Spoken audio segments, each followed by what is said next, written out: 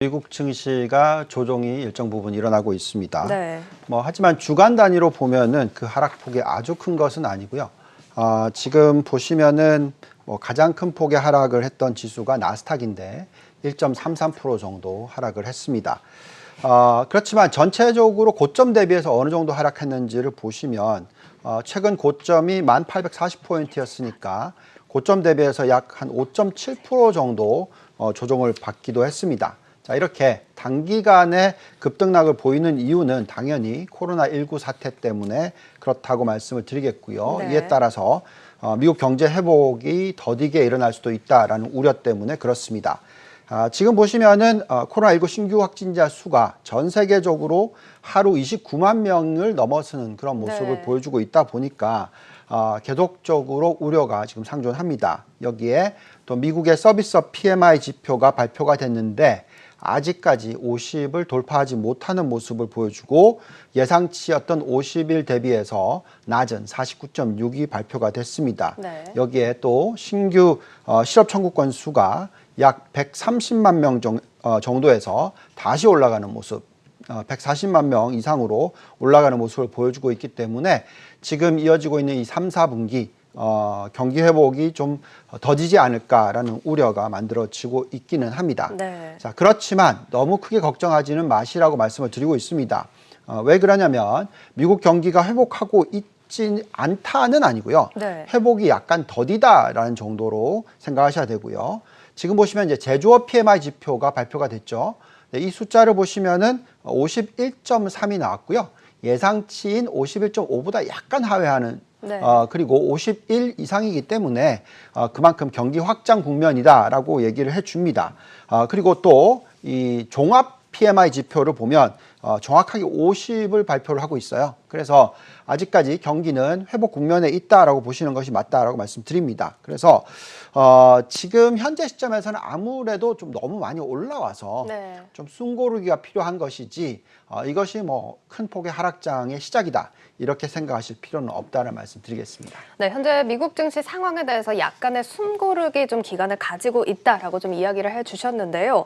그래도 사실 미국을 비롯해서 지금 글로벌 증시에 또 가장 또 핫한 이슈라고 하면 또 미중 갈등이겠습니다. 굉장히 또 우려가 섞인 발언들이 많이 나오고 있는데 이 부분은 좀 어떻게 전망하고 계세요? 네, 자, 이 부분은 계속 벌써 2년 넘게 이어지고 있는 그렇긴 부분이죠. 하죠. 네. 그래서 새로운 뉴스는 아닙니다. 네. 그래서 그렇지만 어쨌든 그 자세한 내용을 좀 짚어보죠.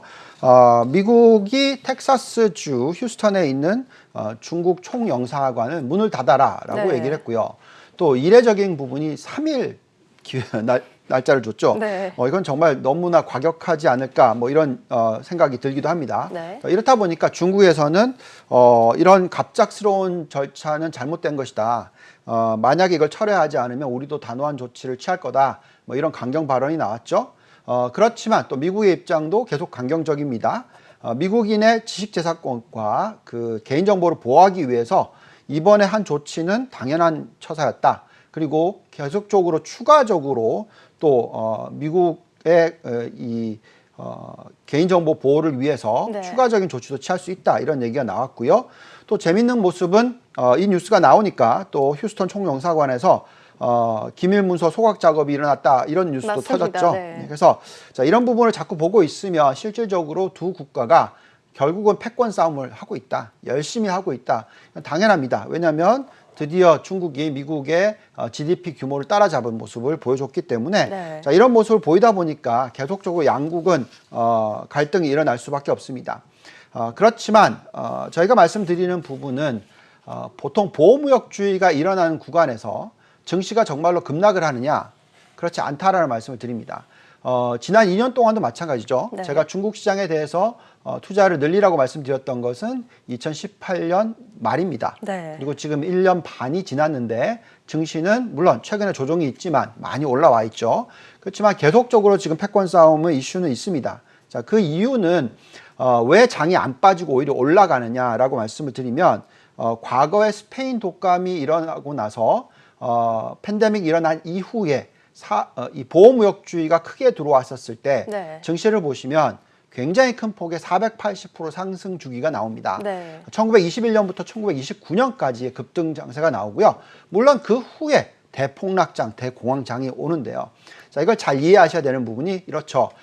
두 국가가 지금 패권 싸움을 하기 때문에 패권 싸움에 이기려면 더 적극적인 투자가 필요하거든요. 네. 돈을 더 풀고 더 부양 정책을 써야 되고 그렇다 보니까 이 주식시장은 상승을 하게 됩니다. 그렇지만 왜 대공황이 찾아오냐면 결국 보호무역주의가 기승을 하게 되면 그만큼 생산성이 떨어집니다. 네. 효율성도 떨어질 수밖에 없죠. 이것을 부양 정책으로 대응하는 것이죠. 그렇다 네. 보니까 실질적으로 상승하는 것이 대부분 다 거품이 될 수가 있는 거죠. 그래서 지금 중요한 포인트는 단기적 그리고 또 중장기적으로 봤었을 때 계속적으로 거품에 거품을 더할 수 있는 가능성이 있기 때문에 이 두 국가의 주식을 파는 타이밍은 아니다라고 말씀을 드립니다. 네. 그리고 또 지금 현재 시점에서 패권 싸움에 이기기 위해서 가장 중요한 산업들, 특히 IT, 바이오, 뭐 데이터, 클라우드, AI, 반도체, 전자결제, 5G, 전기차, 대체 에너지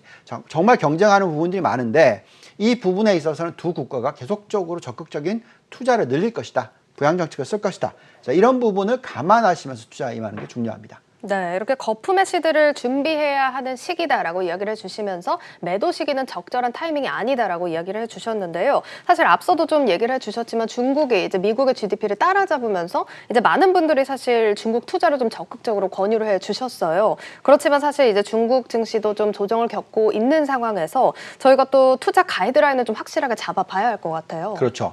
굉장히 중요합니다. 네. 자, 중국 투자라는 것은 어떨 때는 굉장히 매력도가 있지만 네.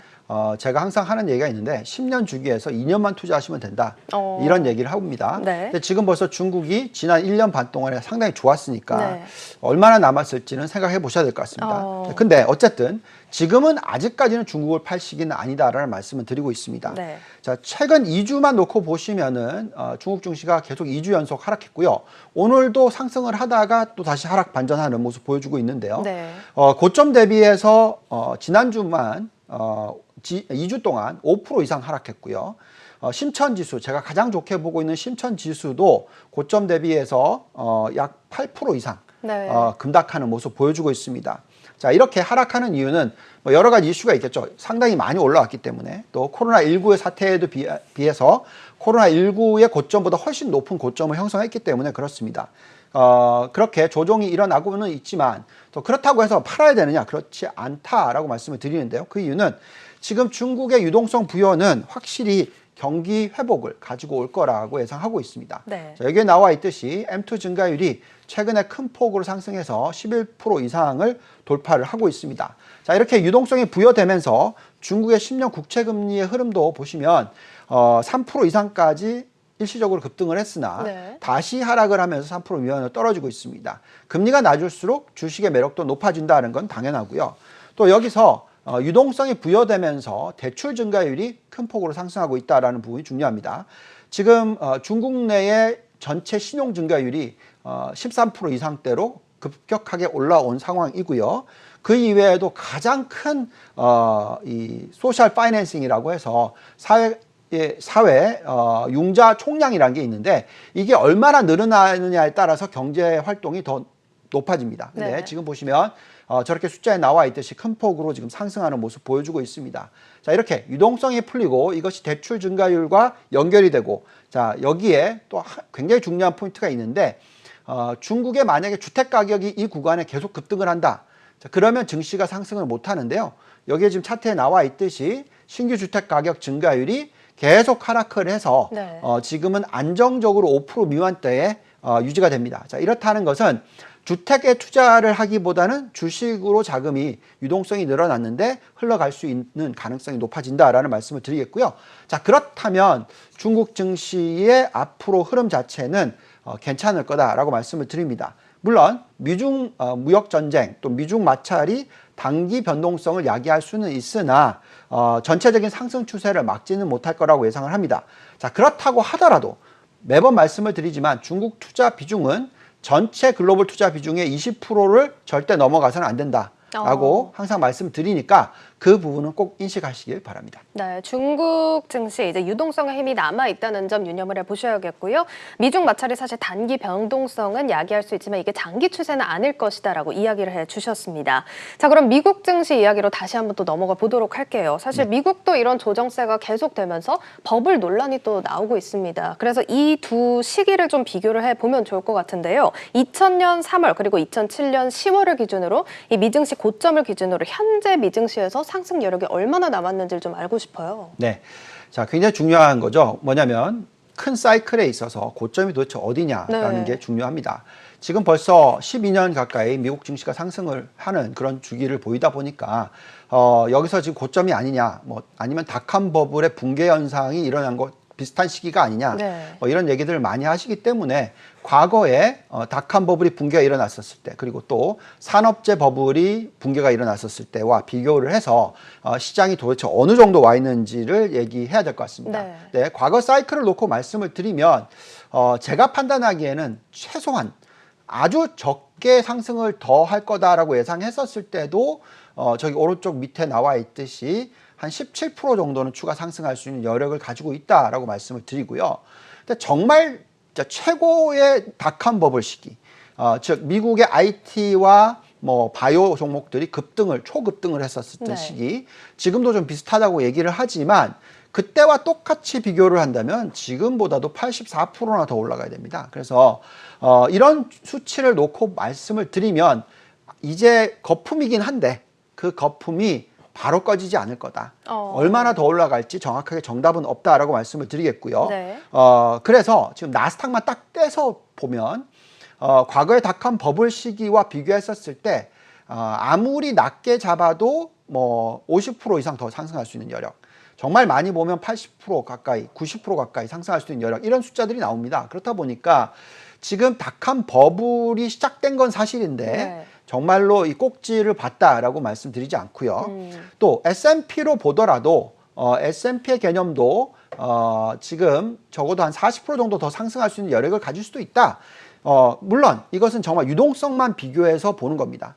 여러 다른 지표들이 있겠지만 어쨌든 결론을 말씀을 드리면 미국 증시가 많이 올랐기 때문에 쉬어갈 수는 있으나 그래도 미국은 앞으로 추가적으로 상승할 수 있는 여건을 많이 가지고 있다.